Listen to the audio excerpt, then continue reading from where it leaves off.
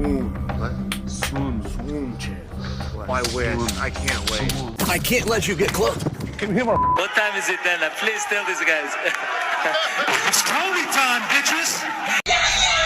Welcome to Tony's MMA Corner, the only MMA channel that's too hot to handle, too cold to hold. I've got the biggest arms, the most charm, and I do the most harm. I am your host, Tony Sepulveda!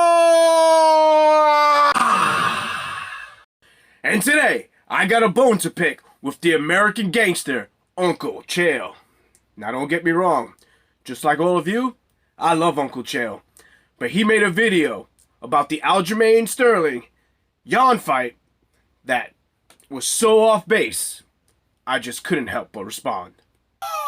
But before I respond to that, I want you guys to subscribe to the channel, like, comment, and hit that notification bell. Otherwise, I'm filming from my basement forever. Now, without further ado, let's get to his side of the story. Jan versus Sterling. Guys, there are so many moving parts here. First, Look, who the fuck is John? Is that Peter John? Is it Peter John? Aljo did not have to lose a round tonight. Aljo started doing math. Aljo realized he was up 3-0. And now I don't have to beat this guy, just got to run out the clock. I'm not sure that Aljo lost a position that he did not elect to lose. Those takedowns that you saw are not technically... I don't know, Chael. Listen, Aljo did a great job of taking Jan's back. But as far as him letting him get out of those positions, or letting him win rounds, rather, come on, I find that very hard to believe. If Aljo could have took those rounds, he would have. Jan took those rounds from Aljo. Did he? Did he win? Is that what the judges marked? And did the judges turn that in? Yes, the answer ended up being yes. That's a risky game. But Aljo took extremely little damage. There is no part of me that believes that was the best Sterling. Sterling? Chael, that was Aljamain Sterling's best performance of his entire career.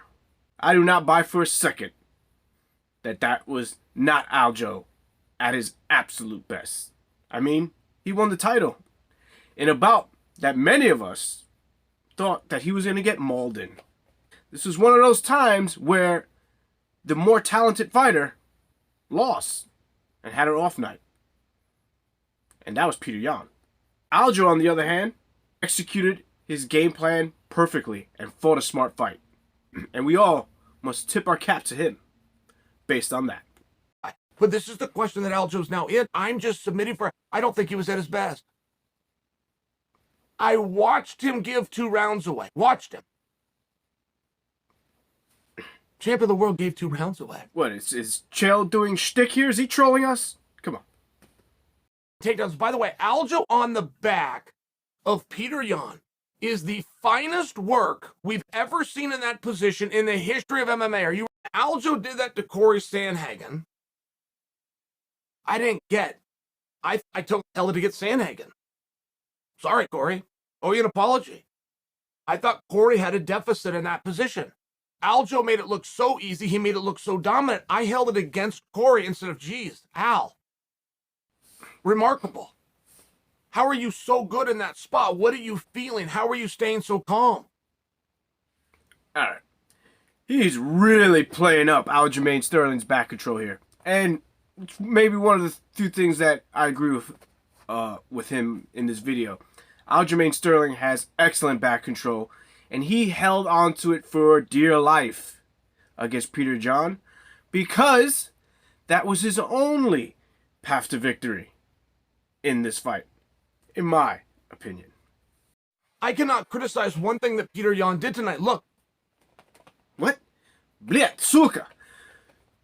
You think Peter Yan was perfect and he didn't make any mistakes? Of course he made a mistake. Why did he let Aljamain take his back for the second time in the 3rd round? The first time We understand Aljamain's really good at the position. He forced that position. Jan was probably confident in the fact that he can get up because in the first fight, he got up with no issue. In the third round, when Aljamain does the same thing, Peter Yan makes the same mistake in the way he gets up. We all know, as grapplers, that you have a guy that has very good back control. You do not get up in a fashion where you expose your back. That's why we have the technical stand-up, the stand and base. He could also have just allowed Aljamain to just take him down on his back. Peter Yan could have simply given up the takedown and got up in a fashion where maybe he pushes off his hip from his closed guard. I guarantee that that would have been a much better strategy than just not wanting to give Aljamain anything. He didn't want to give him the takedown at all. Whereas in the third round, he should have conceded that takedown so that he didn't expose his back, because we saw what happens when Aljamain gets his back. Peter Yan has a deficiency in that he can't get out of Aljamain's back control. You know this, Chael. Come on. You're trolling. And I'm telling you, as great as he looked, that's his hardest fights in the rear view. Now, as long as he approaches them the same. No, his toughest task is not behind him. And I think that was proven, because that was one of the things I wasn't sure of. I thought that Peter Yan might actually be the best bantamweight out right now. And I think with this performance, we saw that there's a deficiency in the grappling department that TJ does not have. And I think TJ has the footwork and the wrestling to make Aljo look like an amateur when they do meet up. And I hope they do. I hope the injuries don't stop them from meeting up. So no, his toughest opponent is not behind him. It's actually ahead of him. And I think that was proven with what we saw last Saturday at UFC 273. So sorry, Chael. Wrong again.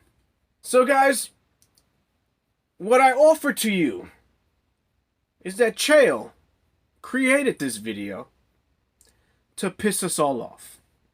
I don't think he believes any of these things. What do you guys think? Let me know in the comment section. And guys, as always, if you want to support the channel, you could become a patron on my Patreon. And you can always buy Tony's MMA Corner merch. We got our I'm Just a Fan of Violence merch. And I'll see you guys next time on Tony's MMA Corner. I can't let you get close.